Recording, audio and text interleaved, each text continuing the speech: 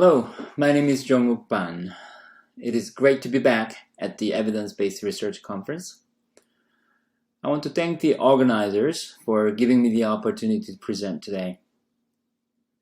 The topic that I'm going to talk about is using Bayesian approach to decide on the conclusiveness of systematic reviews. First, I want to tell you a bit about myself. I'm a primary care physician from the United States. I completed MSc in evidence-based healthcare at the University of Oxford. Then a DPhil with a thesis exploring the causes and implications of waste in cardiovascular clinical predictional research. I'm a Postdoctoral Research Fellow at the Western Norway University of Applied Sciences. I'm not a statistician, nor have a formal training in Bayesian methods. And yet, I'm going to try to explain to you why I believe using Bayesian inference might be a good idea when interpreting the results of a systematic review and determining whether a new study is needed. From the perspective of a clinician and researcher who is passionate about promoting the principles of evidence-based research. I think one of the many great contributions to science by the late Professor Doug Altman is declaring the scandal of poor medical research in his 1994 paper and recognizing the problem of research widely and expanding the debate about how to improve the way we conduct health research. He indicated that huge sums of money were wasted from health research studies with flawed design, conduct, reporting, and motivations, and argued that we need less research, better research, and research done for the right reasons. Then in 2009, Ian Chalmers and Paul Glasziou estimated about 85% of money spent on health research globally, which was more than $100 billion at the time, was wasted unavoidably in planning, design and conduct, publication, and reporting stages of the research process. They also pointed out that one of the key sources of research waste was unnecessary or poorly designed studies that could have been avoided if a systematic review of existing evidence was done when planning those studies. Responding to realization that waste is an important issue in health research, a wide range of stakeholders took actions, although these may have been too little and slow given the magnitude and urgency of the problem. These include the development and promotion of reporting guidelines, campaign to register clinical studies, and building infrastructure to support that efforts. And many influential authors published several papers in The Lancet pointing out various sources of research waste and recommending ways to increase value in health research. Funders, which really have a great potential to become a key change agent, took several initiatives and organized themselves to take further actions. And in 2016, the Evidence-Based Research Network was launched. The EBR network was founded on the philosophy of evidence-based research, which was defined by Karen Robinson as a use of prior research in a systematic and transparent way to inform a new study, so that it is answering questions that matter in a valid, efficient, and accessible manner. The evidence-based research network aims to reduce waste and increase value in health research by promoting the core idea that all new research proposals should be supported by a systematic review of relevant existing evidence. So how do we use systematic review results and determine whether a new study is needed?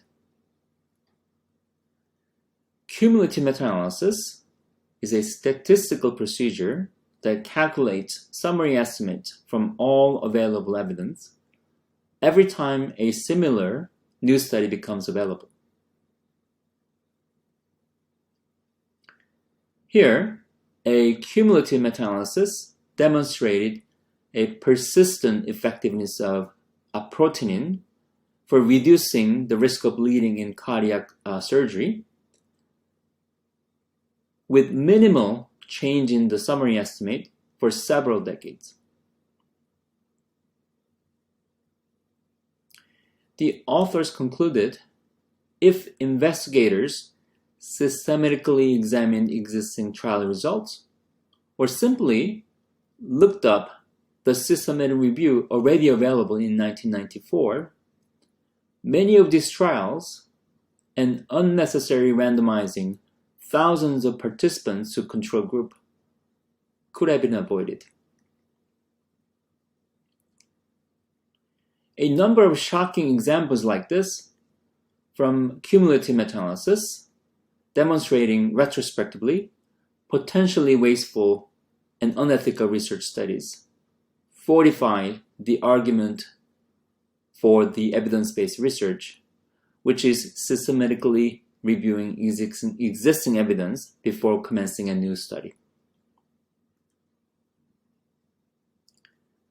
Here's another example of a cumulative meta-analysis showing the effectiveness of streptokinase among patients with acute myocardial infarction. Let's pretend that we are investigators planning a new randomized controlled trial and see if we can use the meta-analysis results and determine at which time point it becomes clear that streptokinase is conclusively effective and no more studies needed.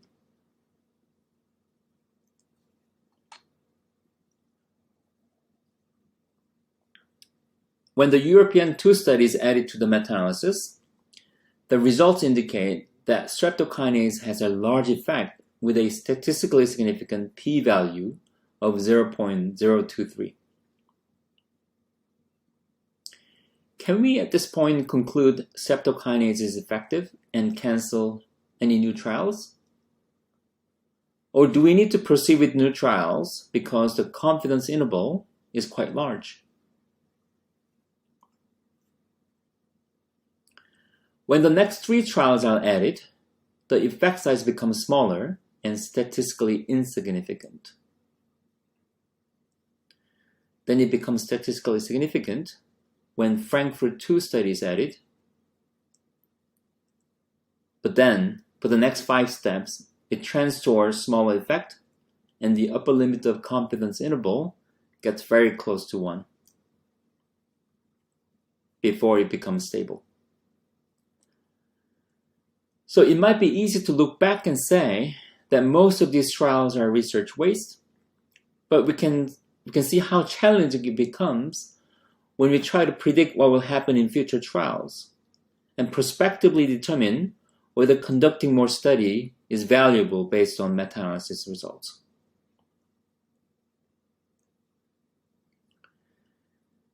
This is even harder when the results are negative. How would you interpret this cumulative meta-analysis?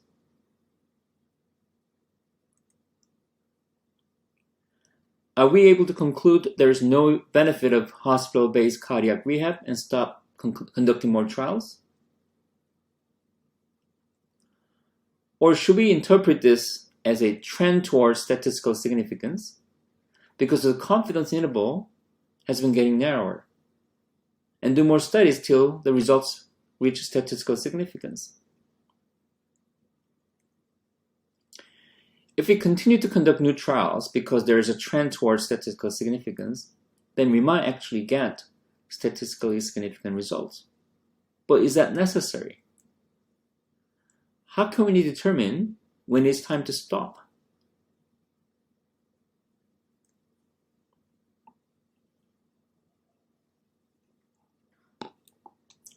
Me and my colleagues conducted a scoping review and summarized a wide range of available methods for determining the conclusiveness of systematic review results.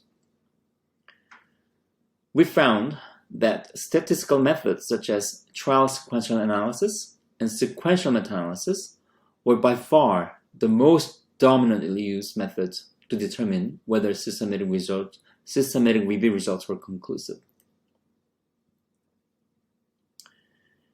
This is the EBR approach to evaluate evidence gap from the second paper of the Journal of Clinical Epidemiology series on the evidence-based research published last year.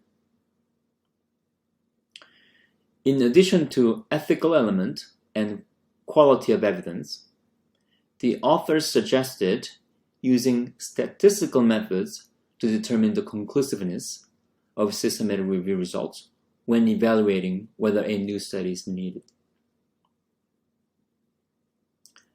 However, and interestingly, they also recommended that the final decision should take a nuanced consideration of the balance between the evidence, relevance of topic, and cost of research, instead of blindly relying on statistical methods.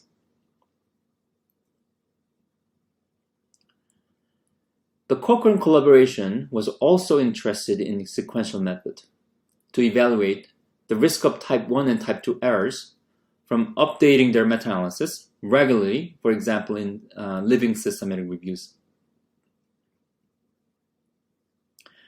But the expert panel from the Cochrane Scientific Committee recommended against routinely using sequential method in most Cochrane reviews. One of the key reasons for recommending against was because these methods focus too much on rejecting the null hypothesis, leading to the binary interpretations of presence or absence of effect based simply on statistical significance. They also pointed out that these methods, relevant to monitoring and stopping clinical trials, might be difficult to apply to meta-analysis because of their key differences. And also that concluding reviews based on a limited context might be inadequate because decision makers have diverse evidence needs and context. And lastly, these methods have major methodological limitations when prospectively used in the presence of heterogeneity. We're going to look at the first issue a bit further. So traditional statistical inference relies on hypothesis tests using p-value, and there are several limitations for that. Firstly, a p-value represents the probability for observing the data when the null hypothesis is true. In other words, it is difficult to directly interpret the p-value in relations to the probability of effect, even though many clinicians and researchers are often interested in doing so.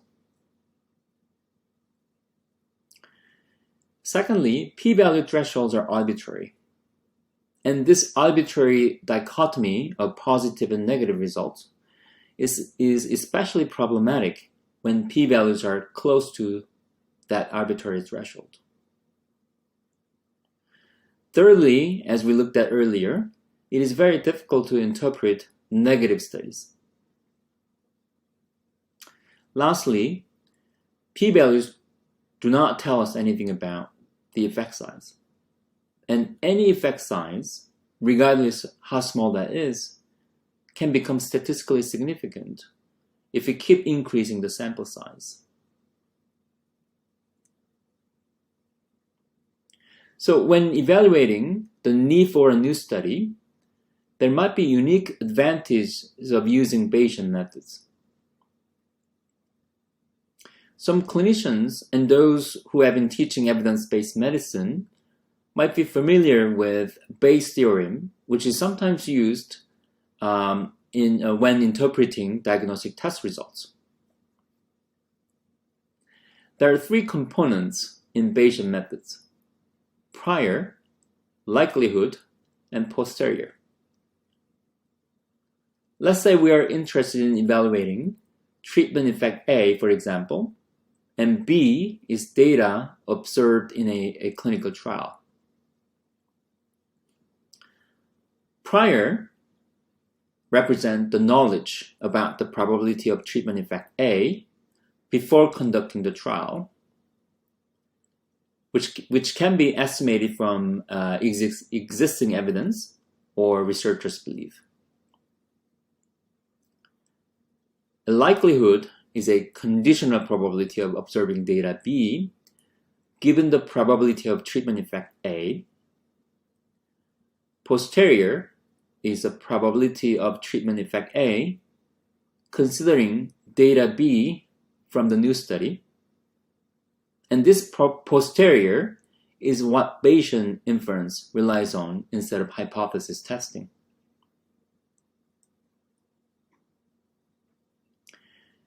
These are some key advantages of using Bayesian methods, Bayesian inference to be specific.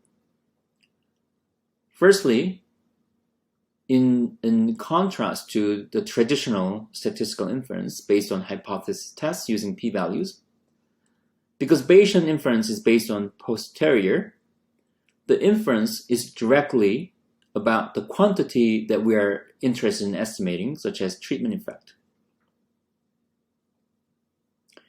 In addition, it allows estimating the probability for a range of effects. In this example from a therapeutic hypothermia study, the posterior distribution in the figure shows there is 64% probability that the treatment is beneficial, defined by a reduction in the death or disability at least by 2%. Also, we can make similar inference about harm and indifference. So the inference based on posterior, especially when presented as a range such as minimal clinically important difference, can be very helpful for researchers who want to understand the evidence gap.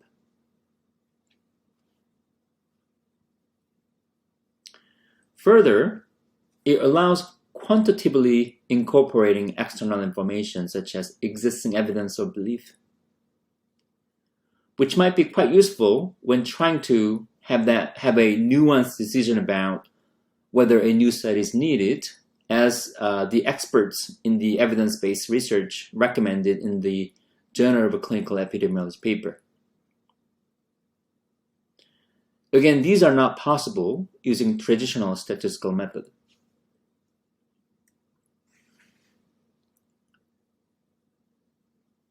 I want to briefly mention a couple of existing Bayesian methods for determining the conclusiveness of systematic reviews.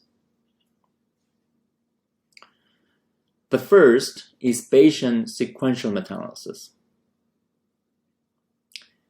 Here, stopping rules are applied to the posterior distribution for the overall effect size. So I think the inference from Bayesian sequential analysis is a lot more useful and relatable for researchers and clinicians because it is based on the overall effect size compared with the inference from traditional sequential meta-analysis, which is based on, again, hypothesis testing using a cumulative z-score. But this approach still relies on the binary determination of presence and absence of effects, and also does not enable that nuanced evidence-based research approach that considers a balance between existing evidence, relevance of topic, and cost of research.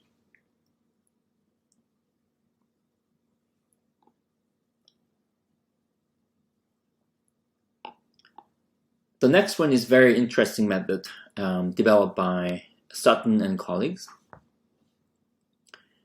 They describe how existing evidence from a Bayesian meta-analysis can be used to determine the sample size needed in a new randomized controlled trial by simulating a new trial and including the results in an updated meta-analysis.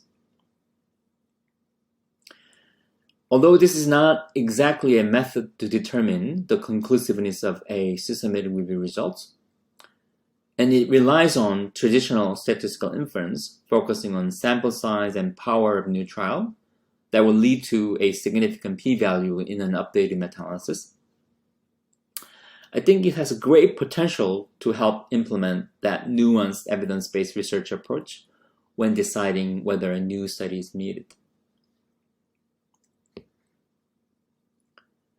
So in conclusion, I believe we can help reduce waste and increase value in health research by disseminating the evidence-based research approach. But trying to determine whether a systematic review is conclusive using traditional statistical methods are not useful when implementing the evidence-based research approach because they rely on hypothesis tests using p-value and binary interpretation of results. Instead, by taking full advantage of the Bayesian method, we might be able to find a way to implement that nuanced assessment of incremental value from a new study, while considering the best available evidence, expertise of clinicians, and patients' preference. Thank you very much for listening.